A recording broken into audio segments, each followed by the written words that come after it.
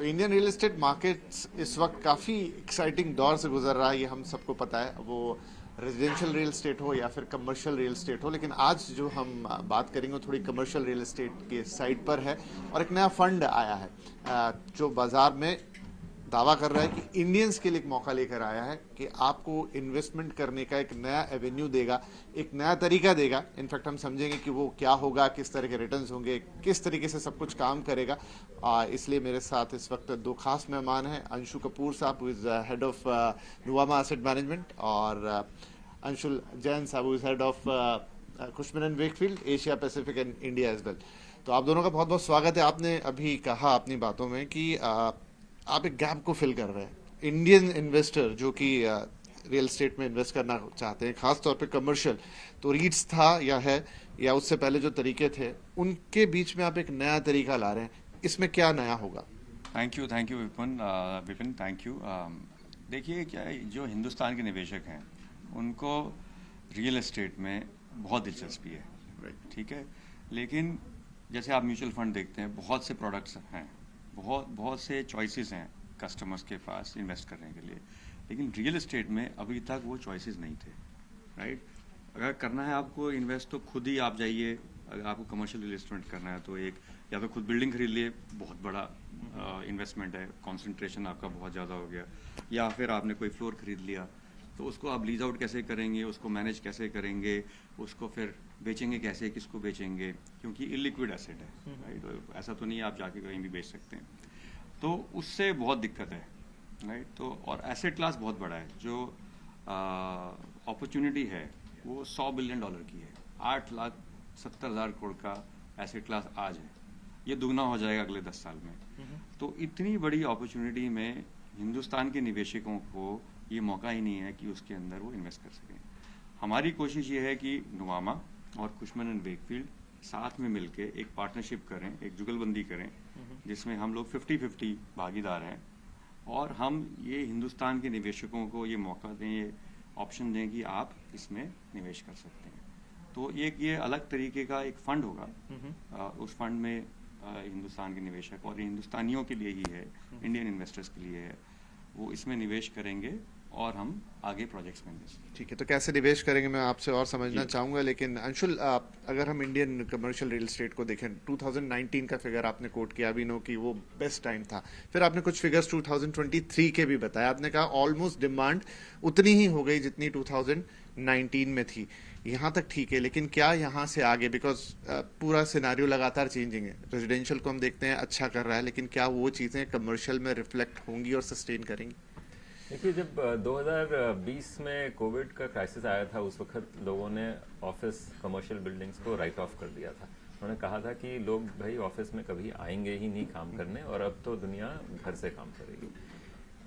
जो पिछले 2-3 साल की जो गतिविधियां हुई हैं, उसमें ये साफ जाहिर है कि लोग ऑफिस वापस आ रहे हैं।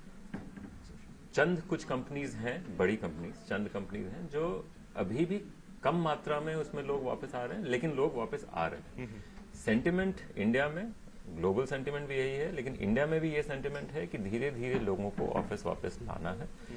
उस हिसाब से जो हमने देखा है कि सन 2019 में for example 42 million square foot नया एक्सपेंशन हुआ था, जो लोगों ने नई ऑफिस स्पेस ली थी, और 2022 में ये संख्या करीब 34 मिलियन की आ गई थी। और इस साल भी शुरू में हमारा मानना था कि शायद ये साल भी 33-34 मिलियन होएगा, लेकिन ये साल माने कि 2023, लेकिन हम वी वर एक्चुअली सरप्राइज कि 2023 जो है वो तकरीबन 41 मिलियन स्क्वायर फुट का नया डिमांड आया उसमें अगेन, विच इज 2019 जैसा। सो जो आंकड़े दिखा रहे हैं, जो हम सुन रहे हैं अपने क्लाइंट्स से, जो ग्लोबली पुश है लोगों को वापस ऑफिस लाने का, और ये मैं नहीं कह रहा हूँ कि सब लोग वापस आएंगे, हाइब्रिड में काम होएगा, उसमें कोई शंका ही नहीं है उस बात पे। लेकिन जितने लोग वापस आ रहे हैं और जो नई कंपनीज बन रही हैं, वो जो है फ्यूचर ऑफिस की डिमांड जनरेटर्स रहेंगी। और इस वक्त ऐसा कोई भी आंकड़ा सामने नहीं आ रहा है या ट्रेंड सामने नहीं आ रहा है कि ऑफिस डिमांड इंडिया में कम होने वाला है। ऑफिस डिमांड जो अभी भी हम पाइपलाइन देख रहे हैं काम का, जो हम बड़े कंपनी से बात करते हैं वो क्या करना चाह रहे हैं, हर एक तरफ से जो हम देख रहे हैं वो ऑफिस डिमांड जो है इंडिया में अच्छी चलेगी और हमारा फोरकास्ट भी यही है। ठीक है, एक छोटा सा सवाल ये कि आप इस फंड में 50-50 के पार्टनर हैं, आपका क्या रोल रहने वाला है? ये काफ़ी यूनिक डिफरेंशिएटर है, क्योंकि या तो आप जो ग्लोबल इंस्टीट्यूशनल इन्वेस्टर्स आए, जो निवेशक आए 2010, 2012, 13 में, उन्होंने 8-10 साल लगा करके एक अपनी कैपेबिलिटी बना ली कि आप ऑफिस तो खरीद लोगे, उसके बाद आप ऑफिस में टेनेंट कैसे लाओगे, लीजिंग कैसे होगी, उसकी मेंटेनेंस कैसे होगी, ऐसा कि जो बिल्डिंग जो है वो वर्ल्ड क्लास रहे, राइट। तो उन्होंने तो 10 साल लगाए ये सारी कैपेबिलिटी बनाने के लिए, राइट।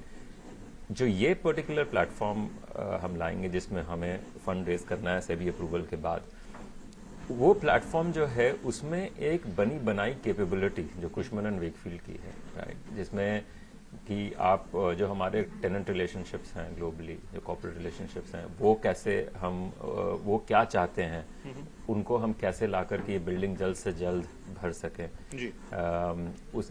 उसमें क्वालिटी कंट्रोल कैसे हो बिल्डिंग में, उसकी मेंटेनेंस ऐसे कैसे हो कि वो बिल्डिंग जो बेहतर से बेहतरीन बनती चली जाए, क्योंकि वैल्यू उसी में क्रिएट होती है कि आज की डेट में लोग जो खरीदना चाहते हैं वो अच्छी बिल्डिंग खरीदना चाहते हैं, उसके लिए लोग पैसे अच्छे देते हैं। तो वो बड़ा ज़रूरी है कि मेंटेनेंस अच्छी हो, क्वालिटी बिल्डिंग की अच्छी हो और टेनेंट की क्वालिटी अच्छी हो। ठीक है, वो है जो हमारी एक्सपर्टीज है कुशमन वेकफील्ड की, वो हम लाते हैं इस प्लेटफॉर्म में। अंशु, आप इसका पूरा एसेट साइड मैनेज करेंगे। HNIs आई थिंक आपके टारगेट पे वही होंगे, बट क्या एंट्री पॉइंट होगा, क्या एग्जिट के तरीके होंगे, कितना रिटर्न एक्सपेक्ट करेंगे, और कोई चीज़ जो आप ऐड करना चाहें? जी, देखिए SEBI govern AIF category 2 fund है।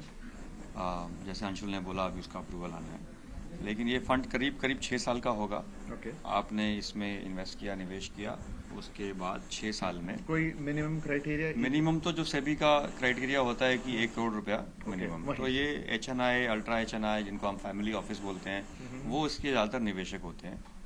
और इसका जो फंड होगा, जैसे हमने एक पहला एसेट में इन्वेस्ट किया, तो मेरे ख्याल से करीब 3 साल बाद जब उसको हम एग्जिट करते हैं या फिर आगे बेच देते हैं, तो उसका जो भी मुनाफा होगा और उसका जो मूल धन वापस आएगा वो हम इन्वेस्टर्स को वापस करेंगे।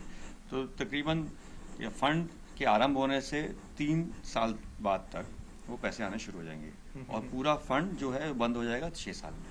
ठीक है, और कितना रिटर्न एक्सपेक्ट कर सकता है कोई? जी देखिए, ये तो एक्सपेक्टेशन जो है, जो आप सोच सकते हैं कि करीब 18 से 20% या उसके ऊपर देने की हमारी कोशिश रहेगी।